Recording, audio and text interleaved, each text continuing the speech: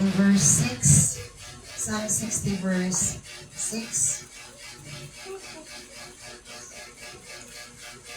Okay, Psalm 60 verse 6 to 7, and the first slide is English Standard Version. God has spoken in His holiness.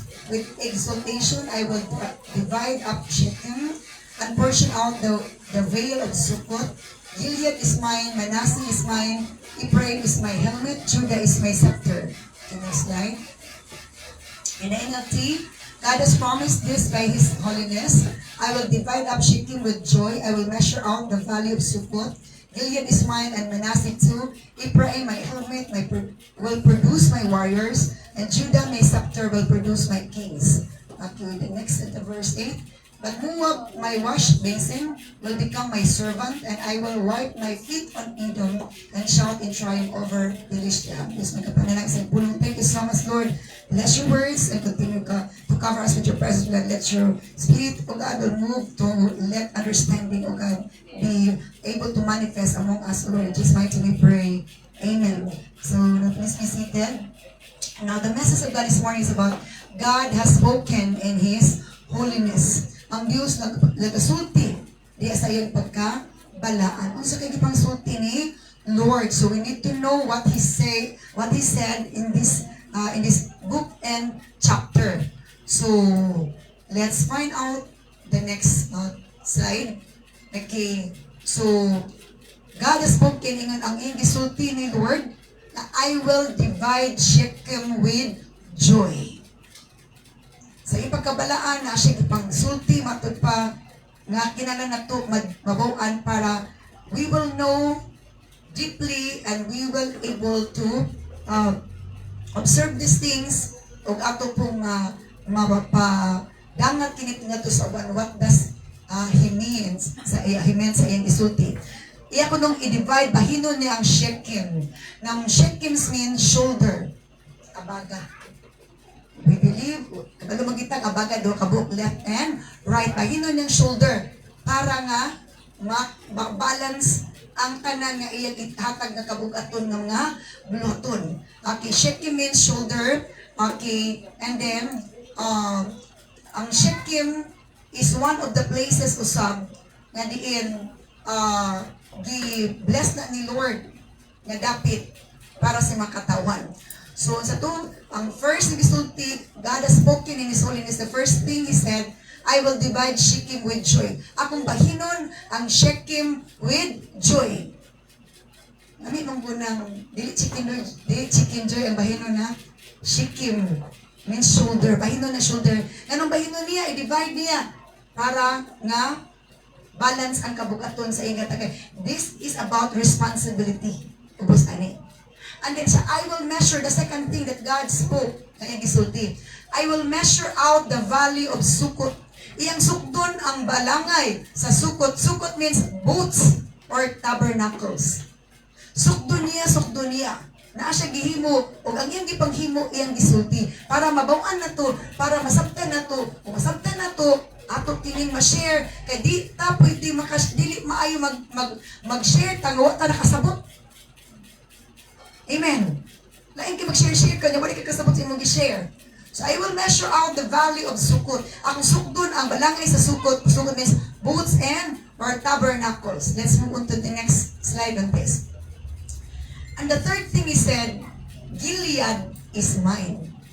Ang Gilead, ako Now, Gilead means rocky or strong. So, pasabot ang ni Lord. May meaning, any deeper meaning. Ngayon, Gilead is mine. Gilead is mine. Gilead, nag-angko ni Lord. Wala nag-angko ng uban. Now, Gilead is the grandson of Manasseh. Manasseh means making to forget. Makalimot. Si Gilead kuno apo ni Manasseh. O kini si Manasseh, anak baya ni Joseph. Si Manasseh, anak ni Joseph, natao ni dito sa Egypt. O ang ilang mama ani Egyptian. And then matod pa, Joseph means may he Yahweh add. Joseph means may Yahweh add. nga ang Dios mo add mo dugang dili mo kulang. Joseph means Yahweh add. God adds. Was the son of Jacob. Si Joseph anak ni Jacob. Jacob means supplanter. Mukuan gid siya mo saka gid mo elevate gid siya. O planter mo tanong gid siya na agid siya kuan. Nagid siya buhaton. Now take note of this. Gisbitan si Manasseh, si Gilead, si Joseph, si Jacob. It's about lineage. Blessed lineage. Kaliwat nga bulahan. Gilead is mine. Walay labot ang yawa. Ako si Gilead. Sada nag-angkunon ka ni Lord kaysa ilimot ka ni Lord. Amen. God has spoken nga gi-acknowledge niya kinsa iyang gusto kinsa iya ha. Sa Gilead is mine and Manasseh also is mine. Matod pa sa next slide. Manasseh is mine too. That is found in verse 7, Psalm 60 verse 7. Ug si Manasseh ako pud. Manasseh is the father of Gilead. Manasseh anak ni Joseph. Remember sa tanang dadusik anak ni Jacob. Ang grabe kaayo dugay ang declaration sa pagpanalangin ni Jacob ngadto kang Joseph. Pag-abot na pud sa pag-istorya sa Lord, kasi Jacob ito nag-istorya, nag-bless iyang mga anak. Sa diyan si Lord na po nag-istorya sa tanang mga anak, sa tanang mga apo niya. Ang apo niya nga kang Joseph. Murag ako kay pabor kay sa ubang apo. So si pasabot na ada kay pabor-pabor kini ay. Naawala. Pabor doon sa dughan. Ya ngalan sige. Kinsa may doon sa dughan katong David Badlongo. Katong makadumdum nimo. Dili magsupak-supak nimo, mutabang nimo, mukatagpan nimo. Unto siya ang duol sa dughan sa kanang Ginoo, dugol pa dugol sa kanang. So, Manasseh is mine too. Remember sa Manasseh? Anak ni Joseph. Si Gilead, apura ni Joseph nga anak ni Manasseh. And Manasseh means, okay, so meaning sa Manasseh ganina? Manasseh means making to forget, makalimot. Naisa'y makalimot. Pero may ba makadumdum? Ato kag kusina. Ato sa kusina, hinutong sa pikuhaon ako. Mabalik sa kito sa hagikan, nakadumdum sa pikuhaon mo. Kaya makalimot kita. Hello? Manasseh is mine. Ang si Manasseh po, ako po, i-acknowledge si Lord nga, si Gilead iya sa Ginoo. Si Manasseh po, iya po si Ginoo. Now, ingon pa sa Romans chapter 8, verse 14 to 17. For all who are led by the Spirit of God are children of God. Ang tanang gigiyahan sa Espiritu Santo, mga anak ni Ginoo. Kaya mga anak si Ginoo, i-acknowledge sa niyang ako sila. We need to be led by the Spirit of God. And we need to ask the leading of God in our lives daily. Kaya kung dili ta mag-ask o guidance ni Lord, leading ni Lord, kasi mamahitabo. Ma-mislead ta. Pag mislead na to, ma-victorious ta or defeated? Madaugon ta or pildido? Pildido. Leading sa Ginoo, pasailuan na, higugma. Di jud Lord, kaya ako siya ng traso Lord, di jud ko Lord. Ayun sa hinong dumig, ipinasaylo na kay mong sala, kasi ako kay mong sala. Kaya akong sala, busa. So you have not received a spirit that makes you fearful slaves. Kaya wala man mo kadawat sa espiritu nga naghatag ninyo nga, kanang pagkaulipon. Matod pa, nga, lukit kay mo. Instead, you receive God's Spirit when He adopted you as His own children. So yun si Lord, nadawat ninyo espiritu sa Diyos sa diyang gi-adapta. Iyatang gi-adapt. Wala pa saya sa adapt karon.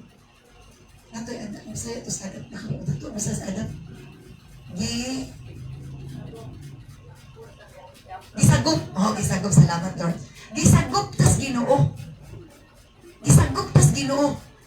Sa diya, ang Espiritu sa nadawat ko na nato Espiritu sa Dios, sa dang gisagop ta sa Ginoo, ug giisip ta ng iyang mga anak. Usa kuno makatawag na tag Abba Father. Diba? Makasulti na ta Abba Father or Father God. Ang led by the Spirit of God, giisip ni Lord ako na. We need to be led by the Spirit of God, guided by the Spirit of the Lord, so that God will acknowledge us na ako dyan ang anak. Ito sa magtiayon, sa magpabadlong, imong anak, tanawan. May gani, atong anak, no? Oh, ganun lang yun. Oh, ganun lang yun. Unang naagin sa Biblia. Let's proceed to the next slide.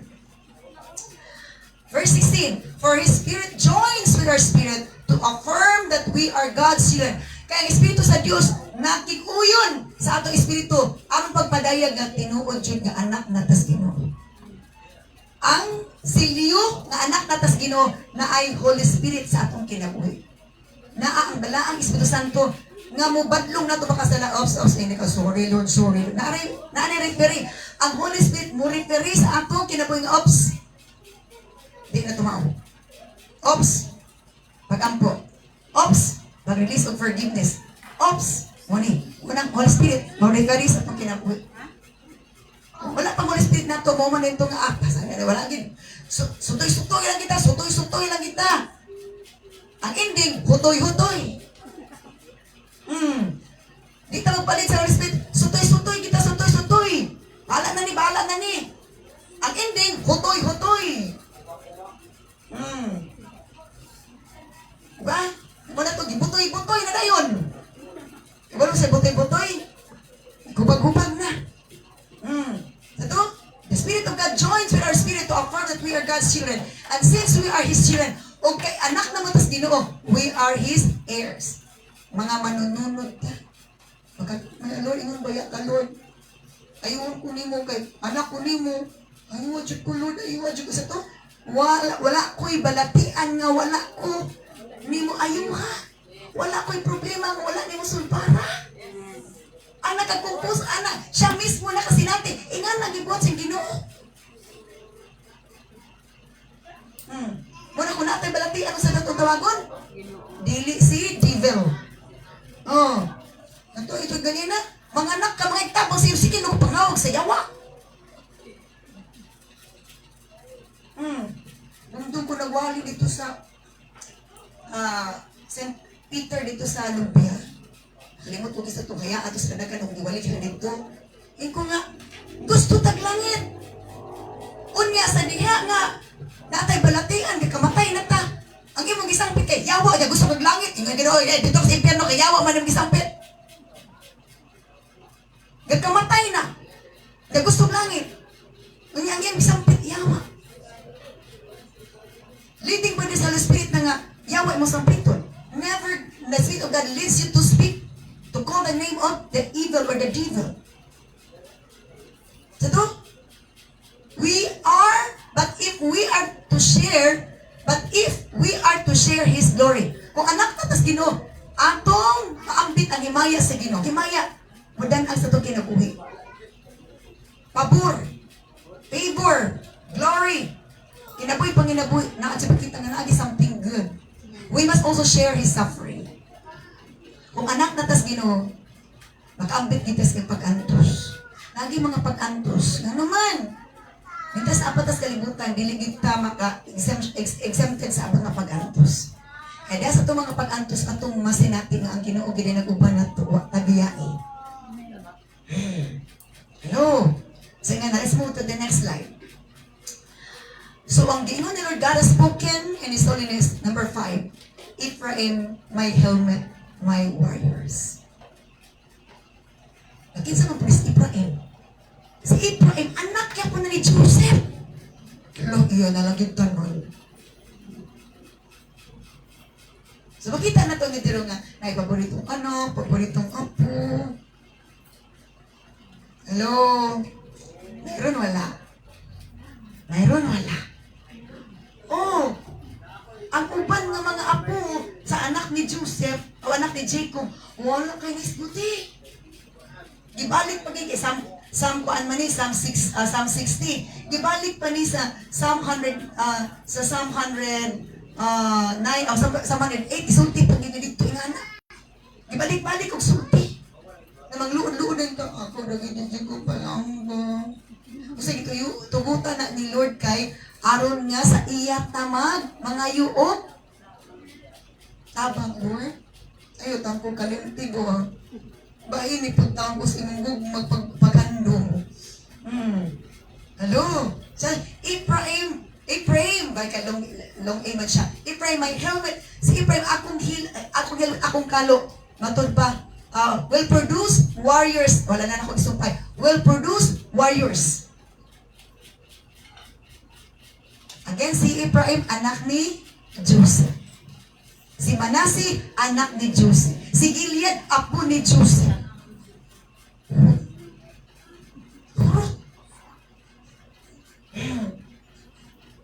Sa permina na dyan ko kalimutan ito. Kasi meaning sa Ephraim, doubly fruitful. Double ang iyang pagbunga. Ngalan palangdaan. Di nagigtamag, silos o magsino. Isuwat na. Ang meaning sa ngalan niya. Wa na, di nag-unbeatable na yan. Si Lord ang nagpangalan yan. Hindi si Mama Papa lang. Una kinanglan nga, bisag sa ngalan, manangig ta ni Lord sa may ngalan na ni Lord. Makikita. Makikita mo kombinasyon sa lulag-lulo. Diba? Cellphone. Kay si Celine o si Punso. Cellphone. Diba? Si Celine o si Punso. Cellphone. Diba? Hallelujah. Ang sa may update na yung mga lang na cellphone. Charger. Nga no charger man.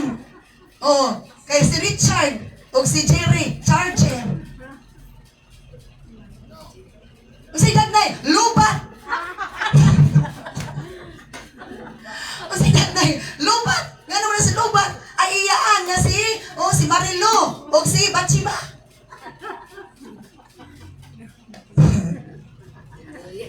Kumbi-kumbi. Na meaning dili kay ang anak sa Bible is dili combination sa parents na message. Hallelujah. Buot kita katua ba? Hallelujah. Niya, magbuot mag-away na desngalan. Hallelujah. Pariya kang matchings, gusto siyang papamaternoin ko na. Ito nga, masuko gina, ini mabala na ibuot kay ngalan materno. Iko nga muna i-adra mat na lang. Kaya kung materno, kung suko siya na ba? Kung ano man akong ngalan. Manakti man eh. So ako naging gibabagan. Kaya ko nga, So, he was the son of Joseph born in Egypt. Egypt means black. Natao sila sa lugar nga di maayo. Pero tungod ka ang Ginoo nga nagaralan maayo. Dili gyud, wala gyud sila na unsa. Na favor. Next verse. So Gilead is mine, Manasi, Aki, ito Ephraim, my helmet, akong ulo, akong kalo, will produce my warriors. Okay, dito sa ubos. Before ko na. Sige pa. Wala tayo kung gusto. Erase mo siya. Sige pa daw sa ubos. Sige pa. Ubos. Ito na ko sa first slide. Wala na sa ubos. Erase na ito. Wala na? Sige pa. Aka na. Ephraim is the warriors. So, Ephraim, akong kalo, will produce warriors. Muling tong si Joshua, warriors siya. Lain-lain tag gift, lain-lain tag kasagyatag ni Lord. Para to help the need of the community. So, Ephraim, my helmet will produce warriors. So, Joshua is a warrior. Manggugubat si Joshua. Pagsunod ni sa diyang nawala ang successor ni Moses is si Joshua. Wala gid sila napildi. Because Joshua is a very good leader asking God's leading what to do during the battle. David also is a warrior. Asa na nga lineage? Gikan kang Joseph, ngadto kang Jacob to Joseph to Ephraim, warrior. Then sa New Testament kisa warrior, Peter. Unsa man ang kasagara giaway ni Peter? The bad spirit. Causing sicknesses and diseases, causing demon possessed. Warriors. Naingon sa Lord, pwede tayo mga warriors. There is kalibutan ba sa Philippines?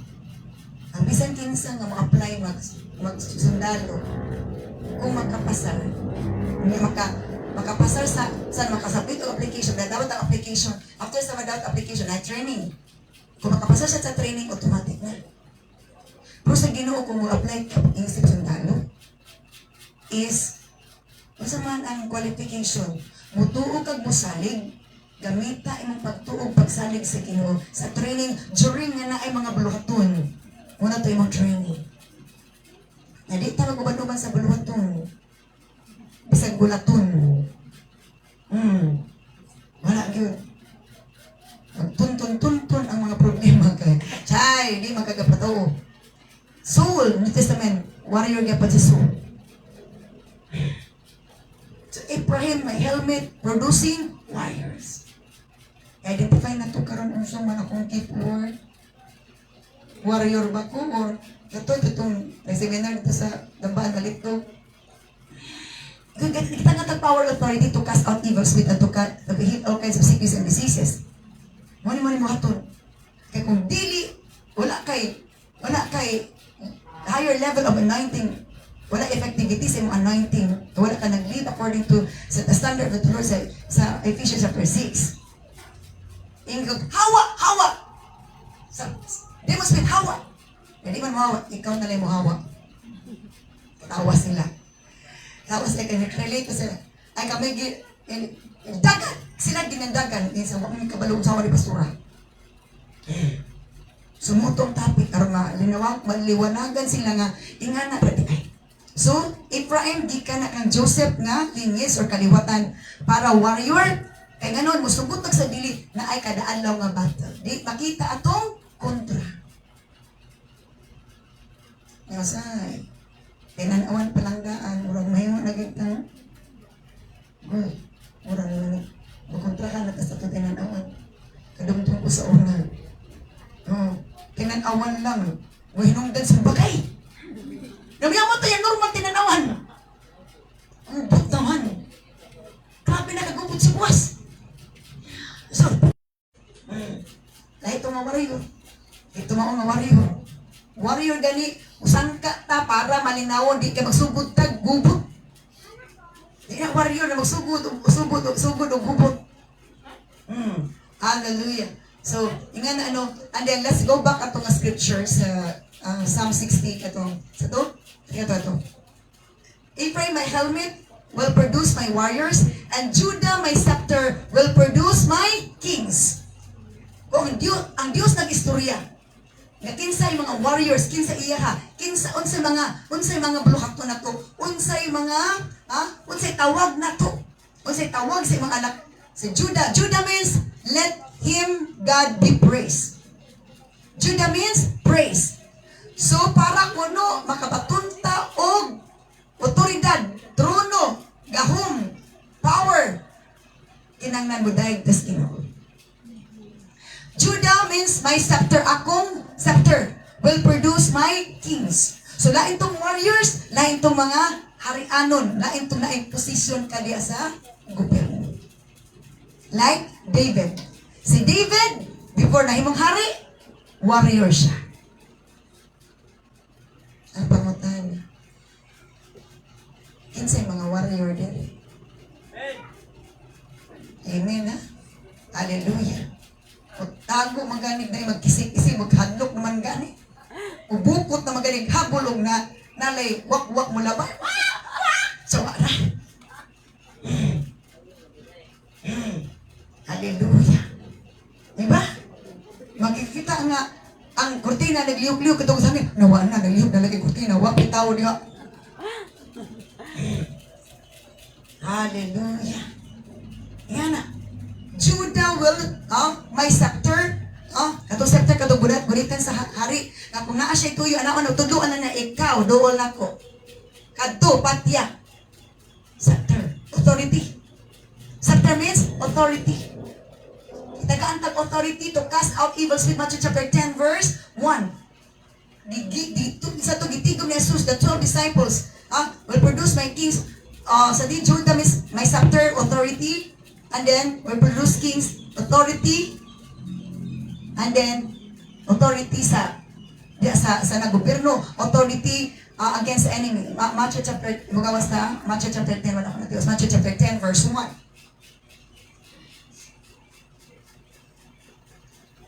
Matthew chapter 10 verse 1. Yung 1 nito siya. Jesus called his 12 disciples together and gave them authority to cast out evil spirits and to heal every kind of disease and illness. Sa New Testament, wala na about leadership di sa government. It's about leadership over against demon spirit. Authority against all demon spirits. Sakto dili. Ang tawag sa Ginoo sa iyang mga disciples, mga apostles in the New Testament, is not about leadership in the government. Leadership or authority over or against demon spirit. Judah, sa to, Ephraim may warrior. Judah may scepter authority. Duol gyapon sila. And matuta become kings. Itagaan tanilod tanan. Kitang tanan dili ng disciples, but all who believe to Jesus. That authority is given to us para nga di ta mapildi sa kaaway. During na attack, so to call unto me and I will answer you. When God will answer us, He will send His angels. He will send an aid na siya ipakita nga padala nga tabang, and the devil will flee. Muna nga mga itagtabang because during that time na naay attack sa balatian, attack na sa kaaway, gigamit lang sa kaaway ang balatian. Pwede ang kaaway maghimog balatian, that's the power of the enemy. Kato katong mamamarang, ato ni paburuto niyang tiyan, at tingala ka di ka burut. Ato hindi palakon, at tingala ka di ka kalakaw. Well, just this week, naaygon. So wala man ni, pastora, ang wapakagawas kay, ang iyang laboratory test, clear man, wala may, dili man, kuan, di man negative. Wala, clear ang iyang laboratory test. Padawat ako sa Ginoo, pastora, di man mo dawat, ikon pa istorya na siya, maistorya man. Pag ako'y nangutana, istorya. Ako din wala yung padawat siya. Ang poten ko. Grabe ang reaction sa spirit. Kay gilaptan din siya mananambal nga babae. Witchcraft. Ang evil spirit is babae. Witchcraft. Kita man ako sa panana sa padto pa. Puti ang buhok. Itong inaw. Ngayon. Ang ulam kuno kwarta itong babae. Wakman ipulam. Ang mama dayon sa ulaman. Way siya nga, ay baskog mo din yung mama ginitan. Ay pagkataod-taod, naglaan na nalanding sa ospital. So to, Ephraim, my helmet, my warrior. Kinanglan nga, ibutan sa tungon ako na, ako anak sa Ginoo. Ako giluwas sa Ginoo. Ako gibantayan sa Ginoo. And you have to fight the enemy. Sumunod ito, babog ampo. Yan ko sa igibatin mo siya na. Isa nga, kaan akong lawas, pastora. May gawas ang demon spirit. So to, gitagaan ni Jesus ang 12 niya ka-disciples of authority. Para unsa? To cast out evil spirits. Kamo, kita, gitagaan ta wala. Apil ba na? Disciples man ta ni Jesus. Gitagaan tang tanan. Ang ato lang paggamit, ana. Isaan ang power? Kanang gibangungot ang tao sa damgo. Imagine ko, Jesus. Imagine na, wala ka, unconscious ka may Jesus. Jesus, nagdambol ka. Nganong powerful man? Nasuwat na.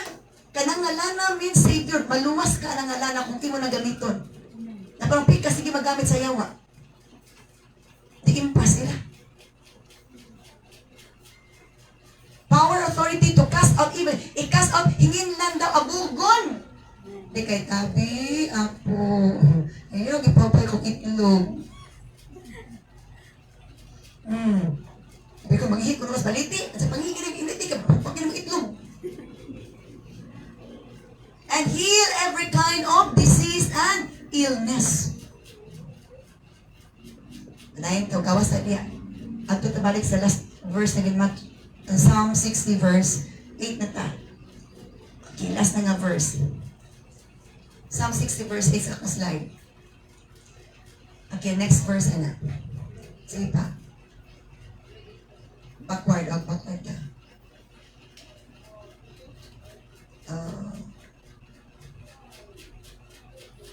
Verse 8.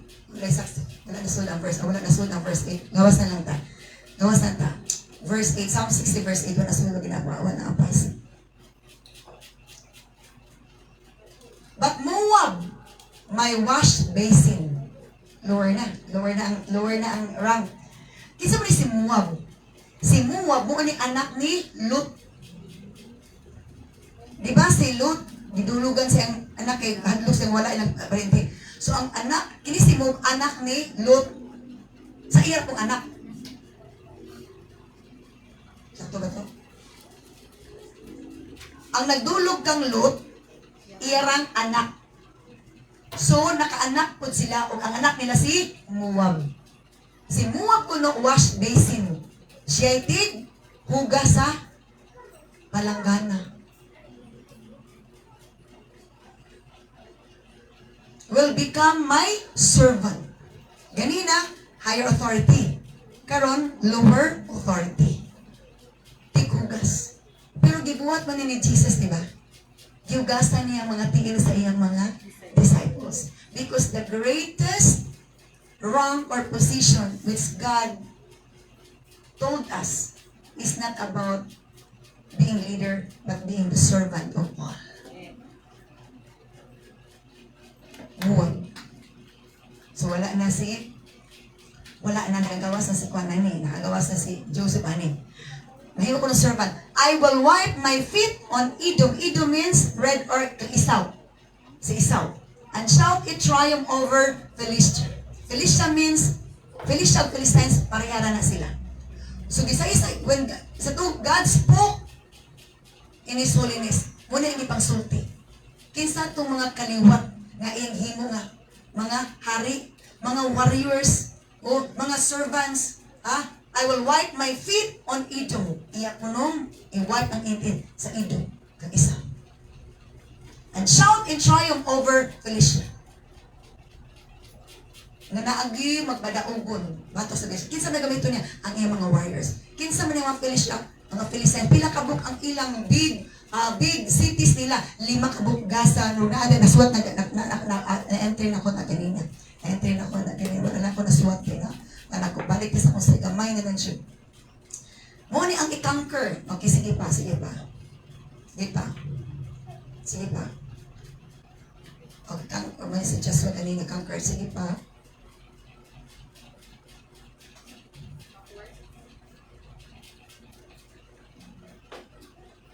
Kasi sunod na. Wala na sunod na.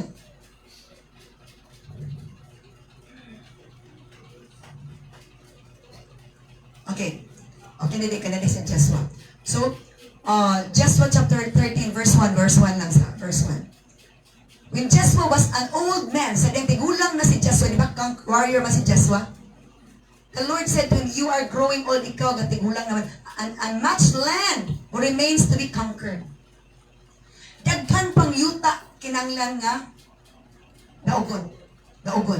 This is the territory remains. Mo ni mga territory nga napabiling ni daugon. All the regions of the Philistines and the Geshurites. Philistines or Philistia. So ito, naikadaugan sa mga Philistines na kontra.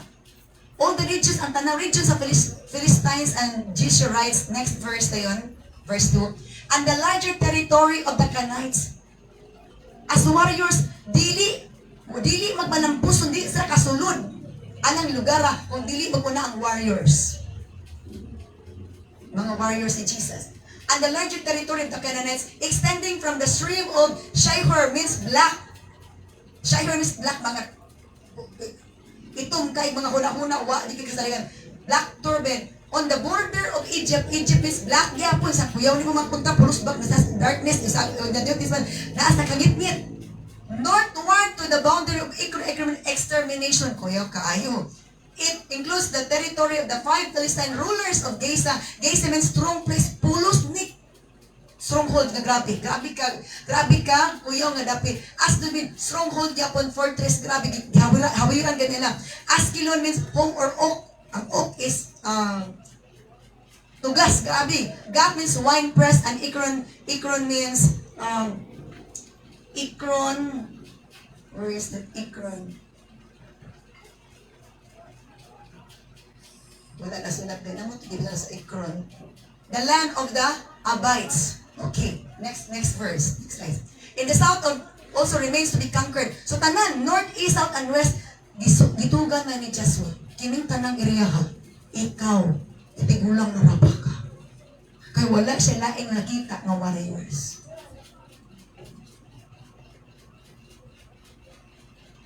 Dagan kaayo pang-atake sa demon spiritu sa pananiya. So ito na ang asanap ng demons, wala yung mga warriors. Only the warriors can save the civilian.